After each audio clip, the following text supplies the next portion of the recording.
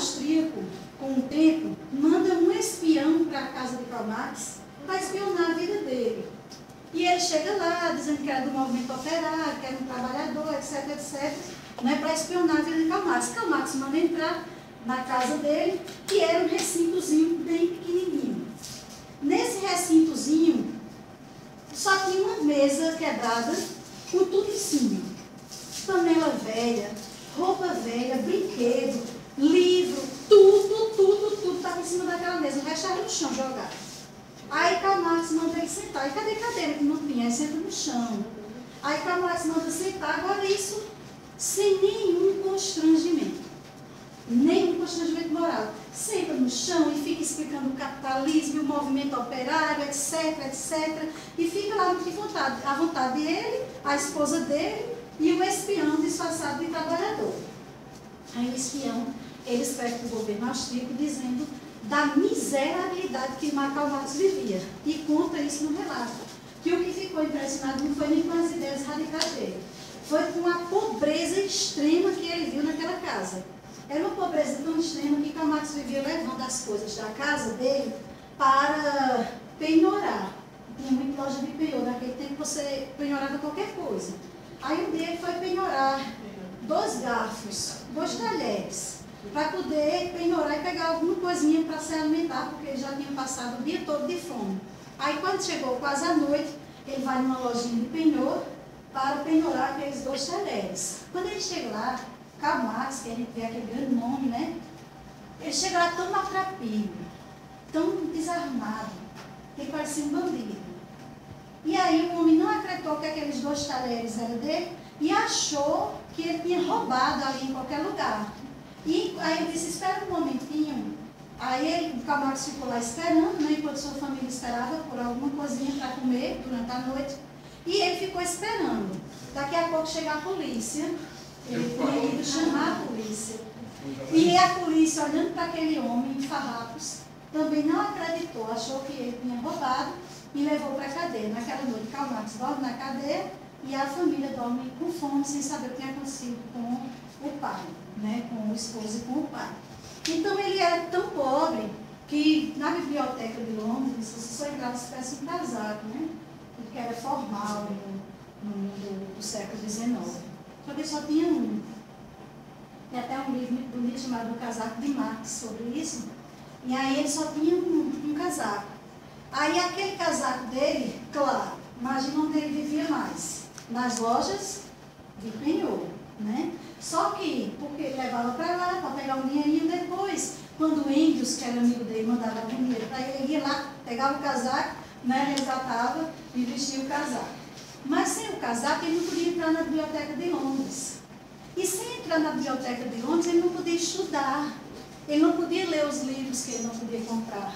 Ele não podia ter acesso aos livros para poder escrever o que ele escreveu.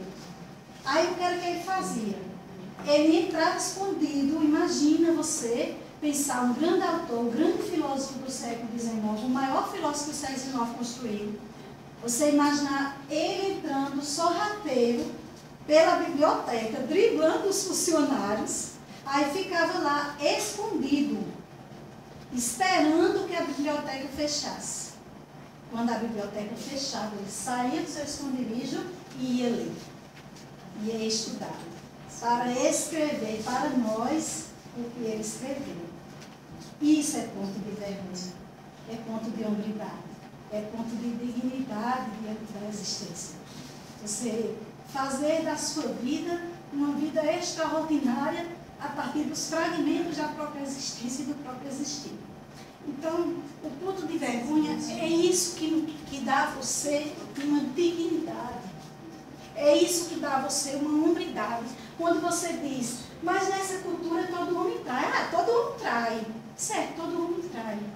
Mas o meu ponto de vergonha anuncia que eu não traio. Essa é a minha hombridade. Essa é a minha dignidade diante do existir. Todo homem trai. Mas o meu ponto de vergonha me leva em outra direção. Ah, a mulher hoje está igual ao homem. Ela faz tudo que o homem faz, é assim mesmo. Tá certo, faz. Mas o meu ponto de vergonha me encaminha em outra direção. O meu ponto de vergonha me leva a outra conduta na existência, a um outro ethos diante da vida. Então, o ponto de vergonha é o que nos dá dignidade diante da existência. É o que nos dá dignidade diante do viver. Você olhar para você mesmo e dizer, minha vida vale a pena, porque eu tenho um ponto de vergonha. Eu tenho uma hombridade diante da existência. No velório de Karl Marx, o Engels falou e disse que ele foi, de todos os homens, o mais criticado do seu tempo. Até hoje é impressionante. Então, de todos os homens, o mais criticado do seu tempo. Ele não era salvo por ninguém. A imprensa criticava, a esquerda criticava, a direita criticava, ninguém deixava Karl Marx em paz. O Estado criticava, enfim, tudo criticava Karl Marx. E ele disse que raramente Karl Marx respondia a uma crítica. Ele era o tempo todo atacado. E Engels disse que o que ficava mais impressionado é que ele não respondia às críticas. Por que ele não respondia? Porque não dava tempo. Porque ele tinha um grande projeto para a vida dele. Porque o ponto de vergonha levava a outra direção. As coisas superficiais pequenas, para ele era muito, mas muito pequeno, diante da infinitude do projeto dele. Então não dava tempo ele responder.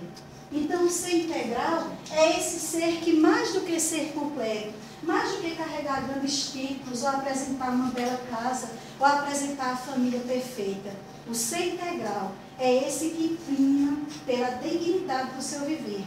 É esse que torna sua vida uma vida extraordinária. É como o filme Sociedade dos Poetas Mortos, que é um filme que ninguém pode deixar de assistir.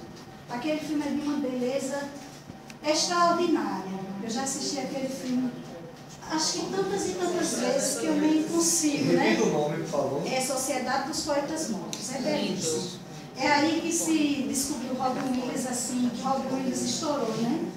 Depois desse filme, todos os filmes de Robin Williams eu segui. Então, Sociedade dos Poetas Mortos tem uma parte que ele diz assim, né? Ele leva os alunos dele.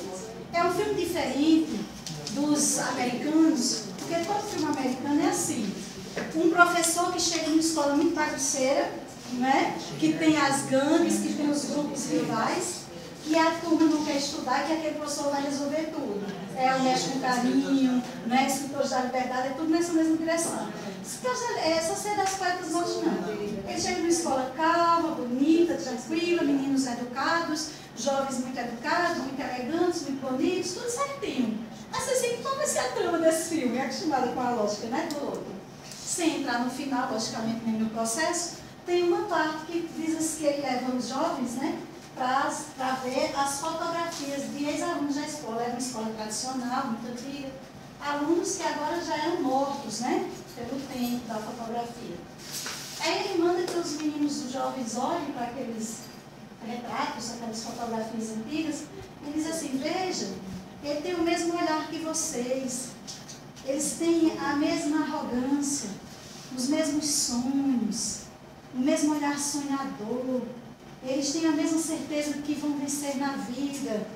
Eles são iguais a vocês. E os meninos vão ficando espantados, né? Aí ele diz assim, e agora são comida para vermes, né? Então, aí ele diz assim, quantos deles fizeram de suas vidas uma vida extraordinária? É a pergunta que ele faz. Quantos deles, daqueles que estavam ali, que acreditavam que iam dominar o mundo, e muitas vezes o mundo os dominou, que acreditavam que iam atingir o ápice e o mundo os derrubou. Aí ele diz, quantos deles tornaram suas vidas extraordinárias? E a gente tem que perguntar isso todos os dias da nossa vida. Estou fazendo das minhas vidas uma vida extraordinária? Uma vida extraordinária não é uma vida melhor do que a dos outros. Não é a vida que anuncia mais riqueza ou mais diploma. Uma vida extraordinária é uma vida que prima por um ponto de vergonha, que prima por um ponto de dignidade, que se ancora na hombridade do existir, né? Então, ele diz, né? Quantos de vocês construíram sua vida extraordinária? Ou seja, que poeta você está construindo na sua vida? Qual a poesia que você está construindo na sua vida? Porque não importa o tamanho da poesia que você está escrevendo, não importa se ela tem rima ou não, se ela é quebrada ou não importa nada. Importa que a sua poesia aconteça. E nesse acontecer, ela anuncia a sua crença na vida. Então, esse é o ser integral. O ser que acredita